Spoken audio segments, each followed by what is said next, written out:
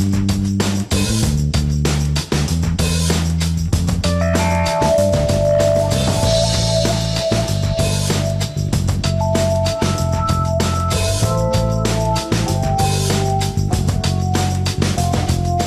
back to Hitting the Headlines. I'm Juliette Huddy.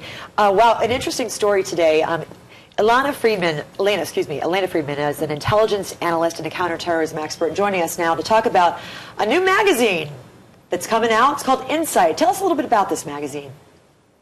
Well, it's actually, they've published 3 issues so far. It came out, first issue during the summer, and then the next issue came out a couple of months later, a month or 2 later, and then they came out with a special issue. So the first issue was to explain what the magazine was about, which was essentially to support jihad. So this is Al-Qaeda on the Arabian Peninsula producing its first English language magazine. Yeah, actually it is produced by an organization called El Malahim Foundation, and they've been printing in Arabic, or publishing rather, on the internet in Arabic before.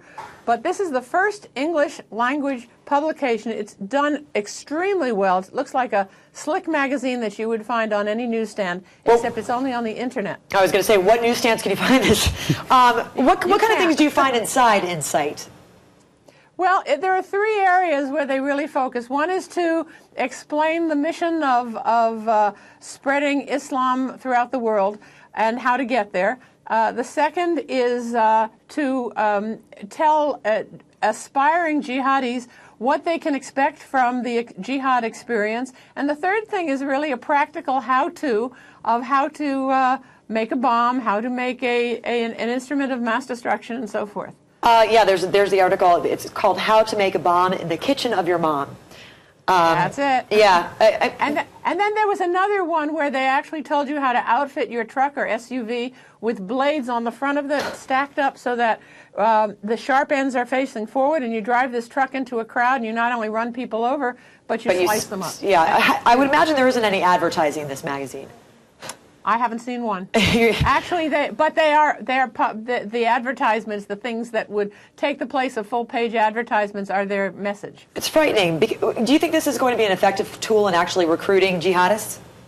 I think it must be an extremely effective tool because Why? It's so attractive and it's done in such an intelligent way that's meant to reach out to English-speaking supporters of Al-Qaeda and jihad. And so it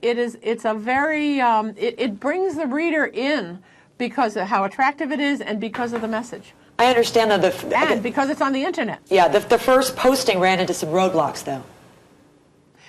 Yes, it did, but you know, they've already done the 3rd publication. It's getting very, very widespread coverage. The fact that I have brought it in, you know, and I'm not a potential jihadi, but there are probably millions of people who have looked at it by now, and this is very, very disturbing. What is your feeling about the structure of Al-Qaeda right now? Are they more powerful, less cohesive than they were in 2001, for instance?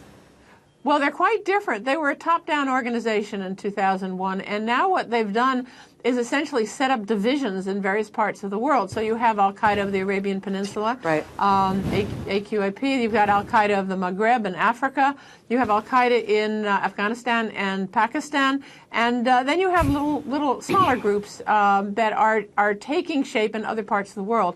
And so this is very disturbing because what you have is essentially a semi-autonomous divisions of what is becoming a global organization.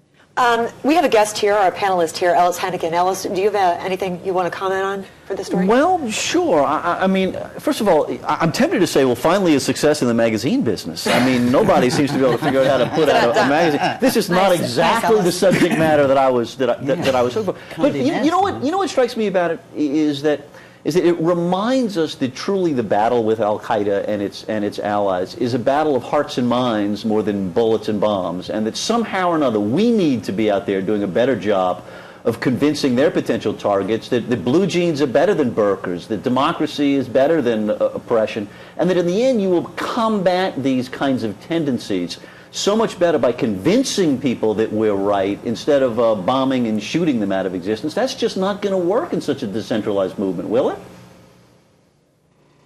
Ilana? Yeah, I think we have a problem in that some of the leaders now of this particular division or franchise in the Arabian Peninsula are Americans.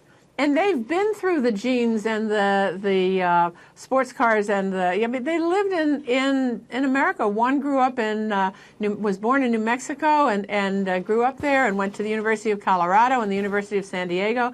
And another came from overseas, but grew up in New York and then went to North Carolina. This is Anwar al-Awlaki. And they are, the two of them, I'm sorry, I didn't mention the first one, his name is Samir Khan. The two of them are publishing this magazine. They already know about the genes. That's not what they're looking for. They really have a different kind of vision. And they see us and our jeans and our bikinis and our materials. Las Vegas. And something very evil. Right. Go ahead, GJ. What I was wondering is, maybe this is sort of a elementary question here, but this kind of publication can this be used as a tool to track people, to track potential new terrorists in training, people who would be, for example, what I'm wondering is this a pay thing? Do people have to subscribe? In other words, are they going to be asking the feds to just find them, or is this the kind of thing you just go and find it and read it?